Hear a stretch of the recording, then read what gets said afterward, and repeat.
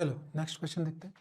Next question में बोला हुआ है an elevator car whose floor to ceiling distance is equals to 2.7 metre starts ascending with constant acceleration 1.2 metre square. ठीक है, 2 second after the start a bolt begins fall, मतलब कितने second के बाद? 2 सेकंड के बाद, है ना।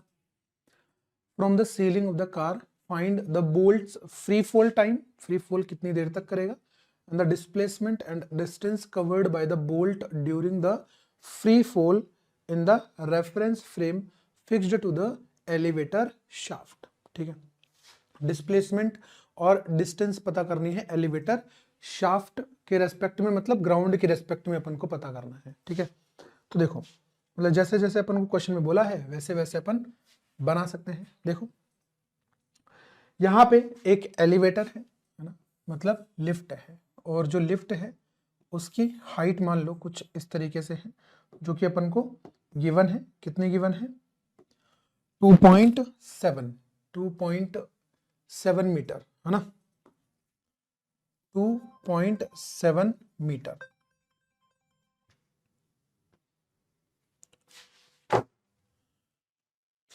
और ये कांस्टेंट एक्सेलरेशन 1.2 मीटर पर सेकंड स्क्वायर से ऊपर की तरफ जा रही है, और 2 सेकंड के बाद ये रिलीज करती है एक बोल्ट को। तो 2 सेकंड के बाद में इसकी स्पीड जो है वो कितनी हो चुकी होगी?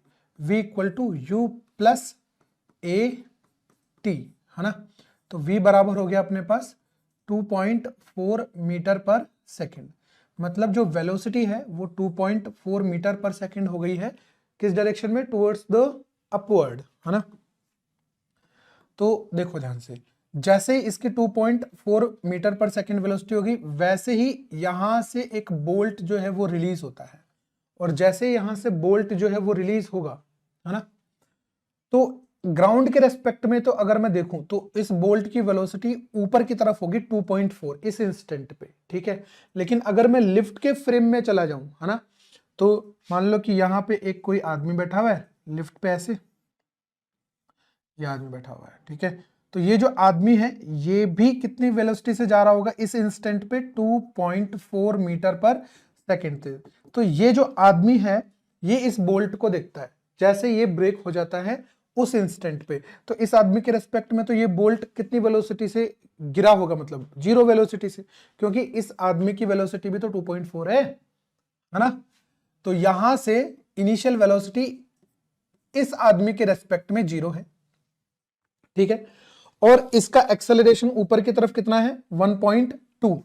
लेकिन जैसे ये फ्री फॉल होता है, फ्री फॉल का मतलब है कि जैसे ये डिटैच होता है लिफ्ट से, तो इसका एक्सेलरेशन हो जाता है ग्रेविटी के बराबर। किसके बराबर? जी के बराबर। जी मतलब हो गया 9.8 मीटर पर सेकेंड स्क्वायर। ठीक है, अब ये जी से नीचे आ रहा है और लिफ्ट जा रही है 1.2 से ऊपर। लिफ्ट ऊपर जा रही है, या फिर मैं बोलूं ये जो आदमी है ये भी ऊपर जा रहा है ना। तो ये जो आदमी है ये ऊपर जा रहा है 1.2 से, लिफ्ट और ये सिक्का आ रहा है नीचे की तरफ, बोल्ट आ रहा है नीचे की तरफ। तो अगर मैं इस आदमी के रेस्पेक्ट में देखता हूं तो जो बोल्ट का एक्सेलरेशन होगा डाउनवर्ड वो कितना होगा? 9.8 प्लस 1.2 मीटर पर सेकेंड स्क्वायर, मतलब इस बोल्ट का डाउनवर्ड डायरेक्शन में एक्सेलरेशन हो जाएगा 11 मीटर पर सेकेंड स्क्वायर। और फ्री फॉल है तो डिस्टेंस कितनी ट्रेवल करनी है? 2.7 metre with respect to the lift. तो क्या लिखेंगे? S equal to u t plus half a into t square. तो जो टी आएगा that will be equal to 2 into s, कितना है? 2.7 डिवाइड बाई 11। तो ये लगभग आ जाता है अपने पास 0.7 सेकेंड के आसपास, है ना, 0.7 सेकेंड। मतलब जो बोल्ट है वो कितने सेकेंड में नीचे आ जाएगा? 0.7 सेकेंड में। ठीक है, अब जो टाइम है वो तो एब्सोल्यूट क्वांटिटी है, भले ही विद रेस्पेक्ट टू लिफ्ट देखो, भले ही विद रेस्पेक्ट टू ग्राउंड देखो, है ना। अब अपन को पूछा गया है सेकंड क्वेश्चन में, बोला गया है कि मेरे को डिस्टेंस और डिस्प्लेसमेंट बताना है ग्राउंड के रेस्पेक्ट में। कब? जब वो फ्री फॉल कर रहा है। तो फ्री फॉल कब करेगा? जब ये यहां से डिटैच हो जाएगा, है ना। तो देखो पहले अगर मैं डिस्प्लेसमेंट के लिए बात करूं तो डिस्प्लेसमेंट में यहां पे देखो तो इनिशियल वेलोसिटी इसकी ग्राउंड के रेस्पेक्ट में कितनी है 2.4 ग्राउंड के रेस्पेक्ट में, मतलब जैसे ये डिटैच हुआ तो ग्राउंड के रेस्पेक्ट में इसकी ऊपर की तरफ वेलोसिटी हो जाएगी 2.4 मीटर पर सेकेंड, क्योंकि लिफ्ट से डिटैच हुआ है तो लिफ्ट की वेलोसिटी 2.4 है। अब मतलब आप ऐसे समझ लो कि मैंने एक बॉल को 2.4 मीटर पर सेकेंड से ऊपर की तरफ प्रोजेक्ट कर दिया, तो 0.7 सेकेंड में वो कितना डिस्टेंस ट्रेवल कर पाएगा, सॉरी डिस्प्लेसमेंट ट्रेवल कर पाएगा, है ना। तो बी क्वेश्चन का जो पहला पार्ट है दैट इज डिस्प्लेसमेंट, है ना। तो डिस्प्लेसमेंट जो होगा कितने टाइम में, in t equal to 0.7 second में। तो जो डिस्प्लेसमेंट हो जाएगा that is equals to initial velocity 2.4 time कितना 0.7 माइनस हाफ एक्सेलरेशन कितना, जैसे फ्री फॉल कर रहा है ग्राउंड के रेस्पेक्ट में 9.8 और t कितना है 0.7 का स्क्वायर, ठीक है। तो जैसे मैं इसको सोल्व करता हूं तो देखो 7 मीटर ऑलमोस्ट, है ना, 0.7 मीटर, मतलब कहां से 0.7 इस डिस्टेंस से 0.7 डाउनवर्ड, 0.7 डाउनवर्ड, ठीक है ना। ठीक, कितने सेकंड में, इतने सेकंड में। अब अपन को चाहिए डिस्टेंस। अब डिस्टेंस के लिए देखो क्या करेंगे, डिस्टेंस के लिए चलो अपन जो कैलकुलेटेड वैल्यूज है उसको यूज कर पाएंगे। देखो डिस्टेंस के लिए ये जो पार्टिकल है ये ऊपर जाएगा कितनी स्पीड से 2.4 से, और ये वापस से नीचे आएगा। तो जब ये नीचे आएगा तो वापस से यहां पे तो नहीं पहुंच पाएगा ना ये, क्यों, क्योंकि हो सकता है कि वो पहुंच भी जाए यहां पे और नीचे आते हुए ये टकराए किससे, इससे, है ना, ग्राउंड से टकरा जाए। किसके ग्राउंड से, इससे, इसके ग्राउंड से, लेफ्ट के ग्राउंड से, मतलब पार्टिकल ऐसे गया, स्पीड हुई 0 और वापस से जब नीचे हुआ आ रहा है तब ये टकरा जाए इससे, है ना। तो ये जो कार्यक्रम होगा ये होगा कितने सेकंड में, 0.7 सेकंड में, है ना। तो अपन को करना क्या है, अपन को ये वाला टाइम निकालना है, यहां से लेके यहां तक का टाइम और यहां से लेके यहां तक की डिस्टेंस भी निकालनी है ना। तो देखो कैसे करें, डिस्टेंस चाहिए अपन को यहां से यहां तक प्लस यहां से और यहां तक की डिस्टेंस, ठीक। तो मान लेते हैं, मैं बोल देता हूं ये d1 मान लो और इसको मान लो d1। तो पहले तो ये देखो कि ये जो टाइम है वो कौन सा है, मतलब जो 0.7 से ज्यादा है कि 0.7 से कम है। हो सकता है कि ये बहुत तेजी से जा रहा हो और ये पार्टिकल, ये जो बॉल्ट है ये जब ऊपर जा रहा है तब ये टकरा गया फ्लोर, ऐसा भी तो पॉसिबल है। वो कब पॉसिबल होगा, जब यहां से यहां तक का जो टाइम है वो 0.7 से, वो 0.7 से ज्यादा हो, है ना, तो ये टकरा जाएगा। तो अपन को वापस से ये नीचे आता हुआ नहीं मिलेगा, है ना।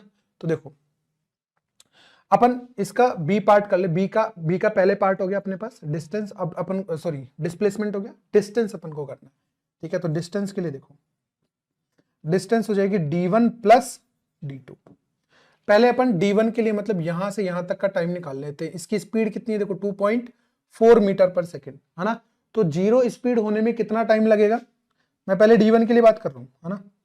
तो 2.4 इक्वल टू 9.8 इंटू टी, तो जो t है वो आ गया 2.4 डिवाइड बाय 9.8 और ये लगभग आ जाता है, और वैसे बात है 0.7 से तो ये बहुत छोटा आ रहा है ना।